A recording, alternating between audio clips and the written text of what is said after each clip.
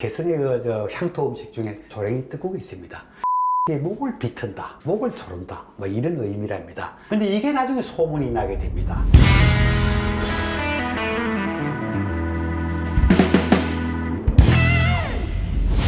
자, 오늘은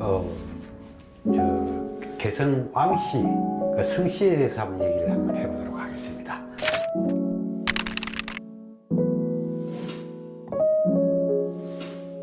자, 그러면 원래 우리나라에 가장 많은 본관별로 가장 많은 성씨가 1위가 어디겠습니까? 바로 김해김씨입니다. 2위가 어디냐? 밀양박씨입니다. 3위가 어디냐? 전주이씨입니다. 4위가 어디냐? 경주김씨입니다. 대한민국 사람들이 쓰고 있는 성씨가 1, 2, 3위가 그렇게 됩니다. 근데 대개의 성씨는 왕성입니다. 뭐 김해김씨도 그렇고요. 그 밀양박씨도 박혁것에 관련 그렇고요. 그 다음에 전주희 씨나 경주희 김씨가 다 그런 겁니다. 근데 사실은 고려시대 때 왕씨가 굉장히 많았습니다. 왕씨가. 뭐 개성을 보느라는 태조 이래. 왜냐면은 태조 왕건이 주로 사성정책, 그러니까 사람들에게 성씨를 많이 그냥 왕씨로 많이 줬습니다. 원래 왕족도 있고 원래도 많았지만은 그다음에 이 호족들을 회유하기 위해서는 성씨를 왕으로 주는 그런 경우도 많아서 굉장히 많았습니다. 근데 지금 어떻게 됐습니까? 왕씨는 그렇게 얼마 되지 않습니다. 왕씨가. 자, 그럼 왜 왕씨가 이렇게 적어졌는가? 어떻게 보면은 고려에서 조선으로 넘어오면서, 자, 여기는 처음에 1392년에 태조 이성계가 이제 정권을 잡았죠. 왕조를 새로 열었습니다. 왕조를 새로 열었는데 옆에서 그때부터 옆에 신하들이 왕씨를 조심해야 된다. 나중에 영모의 항상 영모가 따라올 위험이 있다. 이래가지고 사실 초반에 그 왕족들, 그 왕씨들을 되게 어디로 넣느냐? 바다 쪽으로, 강화도나 거제도 이쪽으로 유배를 보냅니다. 되게 그쪽으로 가서 모여 살아라. 근데 이제 이 신하들이 자꾸 이제 상소를 올립니다. 저 왕씨들 빨리 죽여 없애야 된다. 빨리 없애야 된다. 위험하다. 뭐 이러시긴 합니다.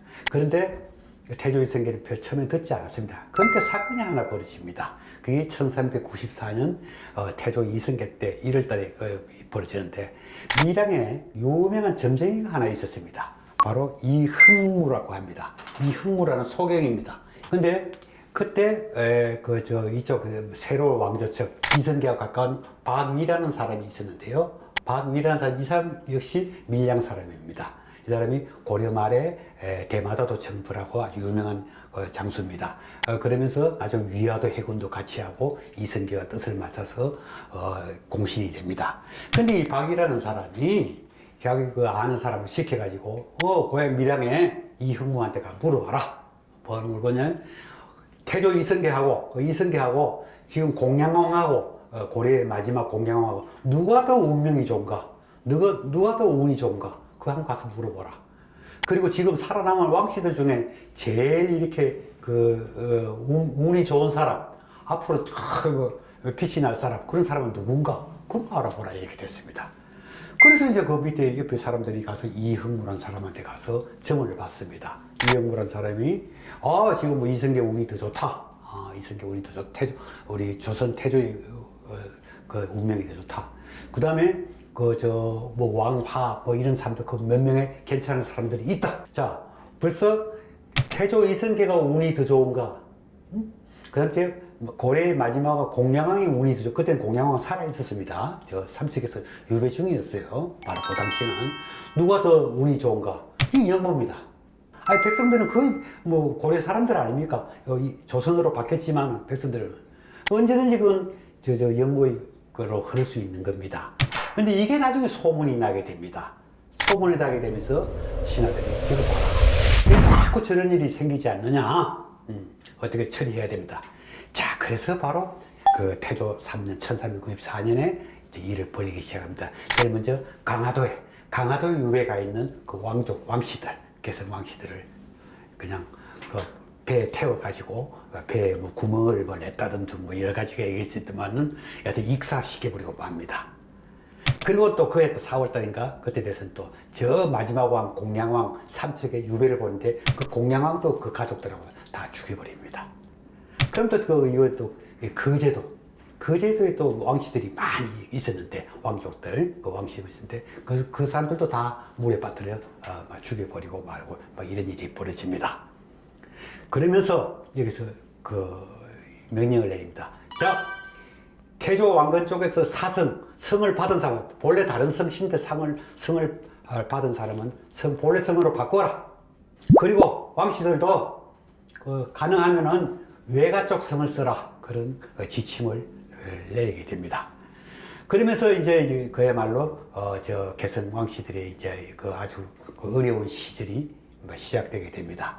자, 그러면서 여기서 이제 여러 가지, 지금도 전혀 좀 많은 말이 나오죠. 그 왕씨가 이제 그래서 바꾸라 그러니까 여기다가 점을 하나 찍어서 옥시를 만든다든지, 위에 삿갓을 씌워가지고 전시를 만든다든지, 양쪽을 모아서 이렇게 받천자 전시를 한다든지, 이런 게 다 어떻게 보면은 옛날 왕씨들이 고친성이다, 이런 말이 아직도 많이 내려옵니다.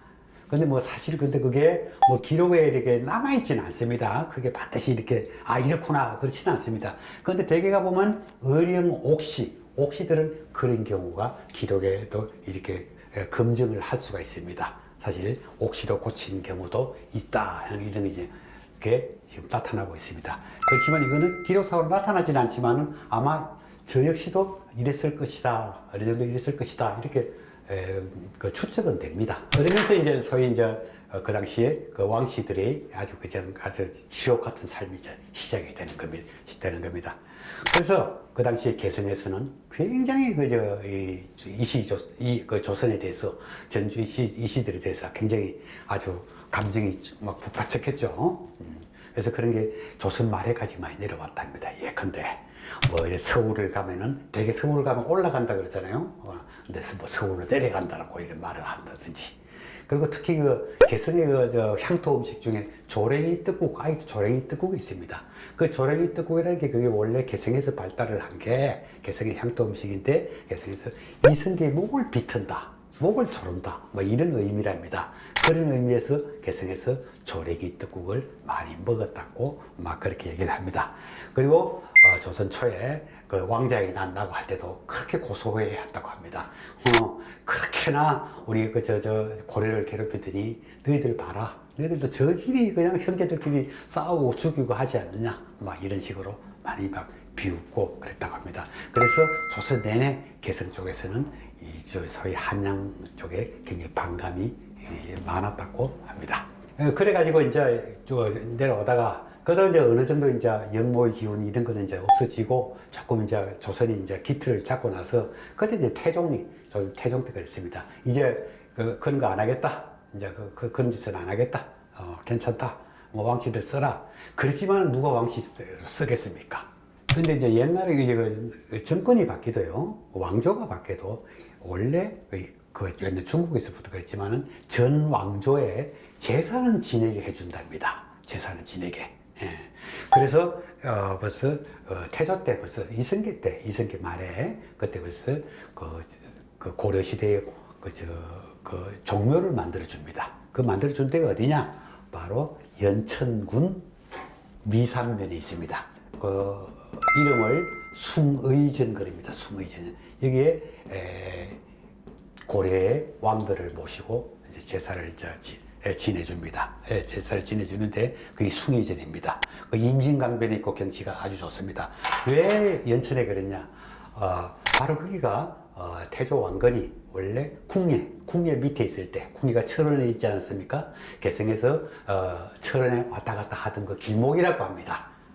거기서 앉아 쉬기도 하고, 거기서 물도 마시고, 그리고 나중에 고려시대 내내 거기에 태조 왕건을 모시고 원찰, 명복을 빌어주던 절, 앙암사라는 절도 있었다고 합니다. 그래서 바로 연천군 미산면에 숭의전을 만들어서 고려시대의 왕 4명을 제사를 지내줍니다. 그게 누구냐면 태조 왕건하고 8대 현종하고 11대 문종하고 24대 원종, 요 4명의 제사를 지내주는데, 그게 숭의전입니다. 자, 그런데 이제 여기서 이제 가다가 문종이 때가 됐습니다. 세종 말에 이제 문종이 돼가지고 이제 그때 보니까 이제 다 숨어버리니까 거기에 숨기 전에 뭘 높은 직책 요 이제 그 직책의 부사 숭의전 부사 그런데 시킬 사람이 없는 거예요. 근데 마침 한번 공주에서 어떤 일이 있었습니다. 공주에서 어떤 그 고발이 올라왔어요. 서로 옆집에 사는 사람들끼리 서로 논밭 밭에 그 경계를 다투다가서 싸움이 나가지고 됐는데 바로 그 상대가 나중에 상대편이 고발을 한 겁니다. 저 원래 왕씨다, 왕족이다, 이제 자기 미워서 그랬겠죠. 어떻게 해야 된다. 그래서 고발을 한 겁니다. 왕씨가 아직 살아있다, 이게. 바로 그게 누구냐? 제우지라는 사람입니다. 제우지. 왜 제시가 됐냐? 자기 어머니인가 할머니 성 쪽으로, 외가 쪽으로 성을 따른 거예요. 그래서 제우지라고 한 사람이었습니다. 근데 그때는 마침 문종 때인데요. 그때 마침 어우 잘 됐다. 아마 어떻게 보면 저는 조선시대의 가장 역전 인생, 정말 한 큐에 정말 잘된 사람, 최고 잘된 사람을 바로 이 사람으로 보는데, 그래서 이제 그 사람은 나는 이제 죽었구나 하고 한양에 끌려 올랐습니다. 근데 그때 문종 대왕이 뭐라 그러냐면 바로 아이고 아무것도 찾았다. 지금 아무것도 여기 좀 숭의전에 제사 지내줄 사람도 없고 그런데 이 왕씨를 찾을 수가 없더라. 잘 왔다. 그래가지고 솔직히 그냥 나는 죽었다 하고 생각하고 올라온 사람은 숭의전 부사를 시키는 겁니다. 그리고 이 사람이 그 뒤로 얼마나 그 뒤로 이 대우를 잘 받았느냐 하면은 특히 세조 때 이제 왕실 잔치가 있으면 항상 이 사람을 부르는 거예요. 불러가지고 아고 잘했었냐, 전조 왕실의 후예다. 그래가지고 내 인척으로 여기겠다. 이리 앉아라. 그래가지고 뭐 정삼품 자리에 앉히고 막 이랬답니다. 그 나중에 또 한 번은 가니까 정말 아주 정말 반갑다. 나는 이제 전 왕조의 그 후손들을 갖다가 내 신하로 보지 않고 빈객, 내 손님으로 맡겠다. 내 손님으로 내가 대우하겠다. 이라고 정품 자리에 앉히 부른 거예요. 그래서 이제 그러면서 이 사람 이름을 뭐로 가르치냐? 원래 왕께서 왕실 돌려줍니다. 왕술래라고 이름을 지었습니다. 왕술래. 이름을 지어줬습니다. 보니까 그 할아버지도, 제우지 할아버지도, 거제도에서 그때 죽었고, 아버지는 언제 사라지는지 모르고, 하여튼 불쌍하게 살다가 이제 이렇게 한 큐에 정말 인생이 뒤바뀌게 된 그런 경우입니다.